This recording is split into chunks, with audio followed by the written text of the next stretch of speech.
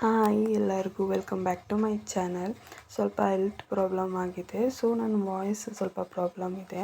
ಹಬ್ಬದ ಹಿಂದಿನ ದಿನವೇ ನಾವು ಪ್ಲೇಟೆಲ್ಲ ರೆಡಿ ಮಾಡ್ಕೊಂಡು ಇಟ್ಕೊಂಡಿದ್ವಿ ದೇವ್ರಿಗೆ.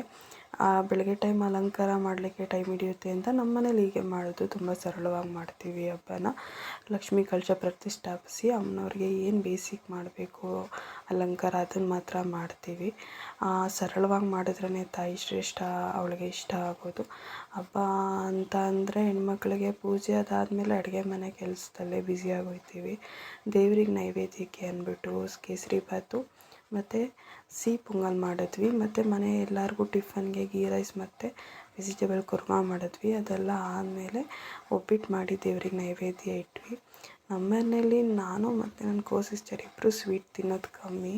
ಅದನ್ನು ಬಿಟ್ಟರೆ ಬೇರೆ ಎಲ್ಲರೂ ಚೆನ್ನಾಗಿ ಬ್ಯಾಟಿಂಗ್ ಮಾಡ್ತಾರೆ. ನಮ್ಮನೆ ಹೀಗೆ ತುಂಬ ಸಿಂಪಲ್ಲಾಗಿ ಸರಳವಾಗಿ ಮಾಡ್ತೀವಿ. Thank you for watching my videos.